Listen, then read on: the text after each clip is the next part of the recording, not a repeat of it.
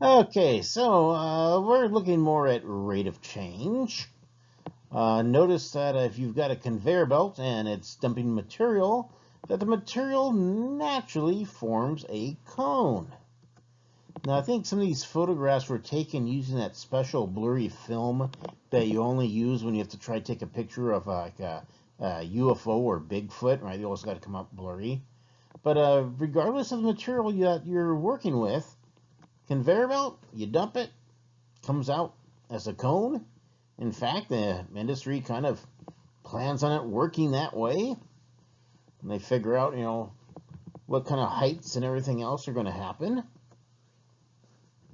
And when they've got the equipment and they've got the specs for the equipment, they're like, hey, we know how to design it because we know exactly what that cone is going to look like.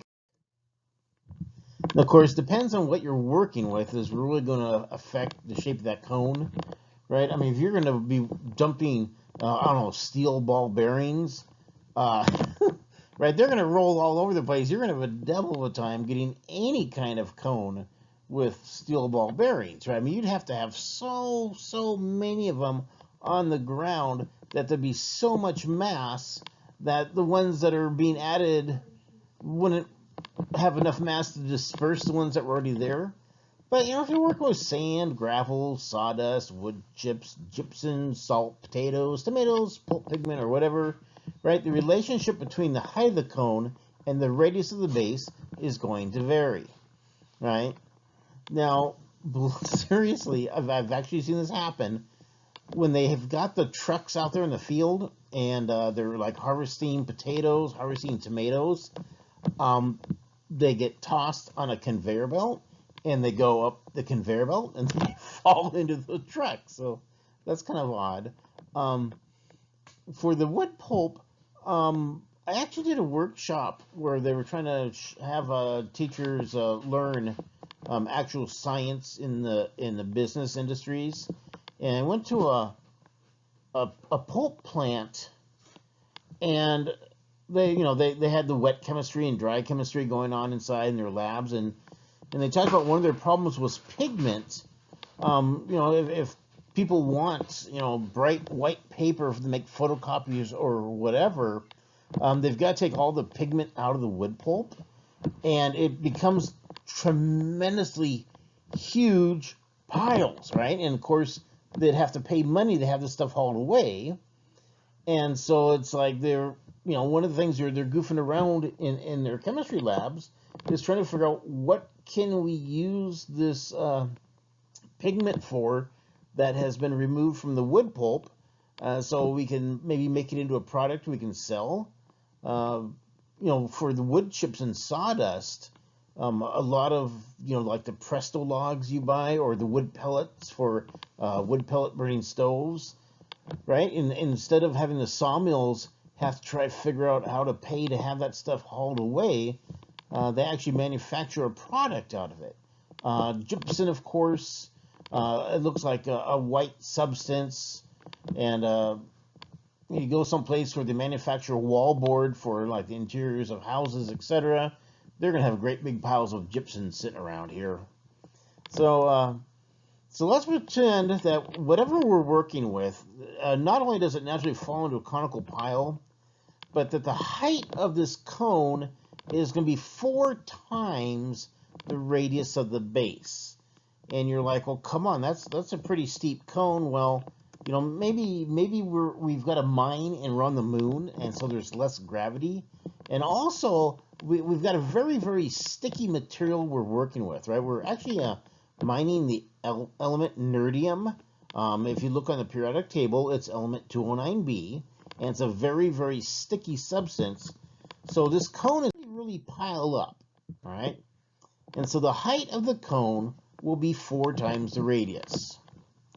And so let's assume that we are adding 10 cubic meters of material per minute, right? So every minute that goes by, think about, a chunk that's 1 meter by 1 meter by 1 meter, right? And then we've got 10 of those. Oh my goodness, we got 10 of those cubic meters. That'd be like a like a dump truck full of beauty bark, basically, right? If you order 10 cubic yards of beauty bark for your house, right? I mean, huge, one of those huge piles in your driveway. So we're adding that every minute, piling on its cone, and we're like, hey, for safety, I want to know what's going on. So, like, if the height is 8 meters, I mean, that's that's getting up there. Um, how quickly would that radius be growing? So if I had someone going around in a dump truck or a bulldozer or walking around with a shovel or whatever, would they be in danger of being engulfed by this thing, right? I mean, how dangerous is this? So, what would be the rate of change of the radius when the height is exactly 8 meters? Okay, so we need an equation. Well, volume of a cone or a pyramid is 1/3 the area of the base times the height, right? V, of course, is volume because it's capitalized. And then B, because it's capitalized, that means area of the base, right? If you see a lowercase b, that's used in base, like when we're finding like the area of a triangle, and we say base times height, but here that capital B, area of the base, H, of course, is going to be height of the cone. And what's the area of the base? Well, the base is a circle, and the area of a circle is pi r squared. So the equation we're actually working with is volume equals 1/3 pi r squared h, all right? And of course, we need to take the derivative with respect to time, right? Because it's cubic meters per minute, and we know the rate per minute. And oh boy, we've got a couple of different variables there. So I got to take the derivative with respect to time, and of course we have to do an implicit derivative. Oh man, but there's two different variables. Now the product rule is kind of bad enough when everything's in terms of the same variable and we're taking the derivative of that variable. So, if you like sine of x times square root of x, you say, oh, we got to use the product rule. But at least they're both, with x, and we're taking the derivative with respect to x. Here, not only do we have to use the product rule, but those aren't the same variable, and we're not we're not taking it with respect to either one of them. So I'm like, oh man, what? How are we going to clean this up? How can we clean this? Oh my goodness, how about that? Height is 4 times the radius. Isn't that awesome? So I can replace that height with a 4r, right? So let's take that h, get it out of here, replace it with a 4 times r, and we can probably tidy this up, right? We got 1/3 times 4, that'll be 4/3. And then, of course, r squared times r becomes r to the 3rd power. So now we've got an equation, and we just have one variable on each side, right? We got volume on the left-hand side, radius on the right-hand side. Like, okay, this will be a lot nicer. So let's take the derivative with respect to time. Of course, the derivative of v will become 1, but then I got to do the dv dt. 4/3 will sit there because it's a coefficient. Pi will sit there because it's a coefficient. The exponent of 3 on the r to the 3rd will go out in front.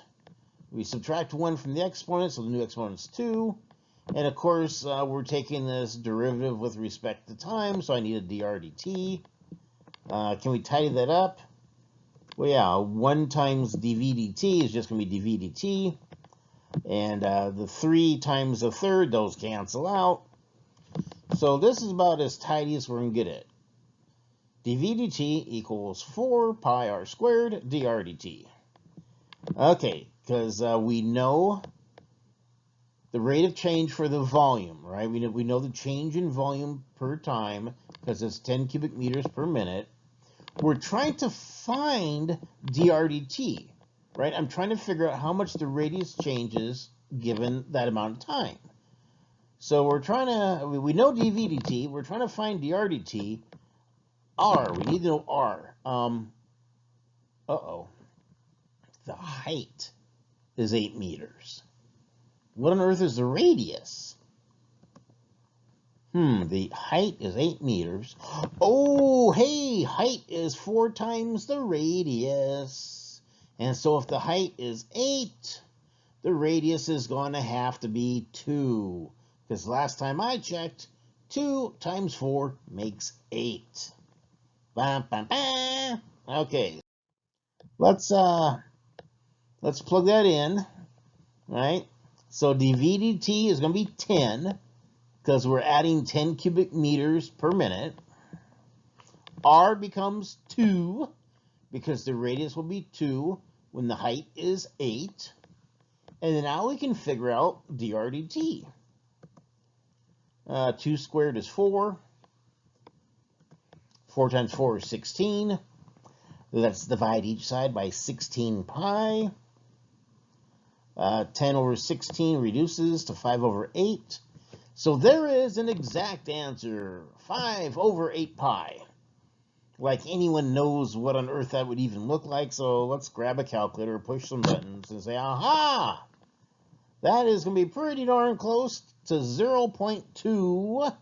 Bum, ba, ba. Now again, we're measuring this in meters, right? Because we're adding 10 cubic meters of material. But of course, the radius is not going to be in cubic meters. It's just going to be meters, right? Height is just going to be meters. Radius is just going to be meters, right? The volume is cubic meters. And so every minute, it's moving by about 0.2 meters. So you say, oh, okay, that's pretty slow. I can actually, you'd see it move, you'd see it grow, but, it's not going to overwhelm you and cascade upon you. Okay. Oh my goodness, what a surprise. Worksheet. And the photograph at sunsets. I believe this was Willapa Bay. Willapa Bay on the Washington coast. You got a lot of estuaries around there, a lot of brackish water, right? Because you got a lot of the fresh water joining the salt water in the area. You've got different little rivers and ponds and lakes right next to the bay, which of course empties into the Pacific Ocean.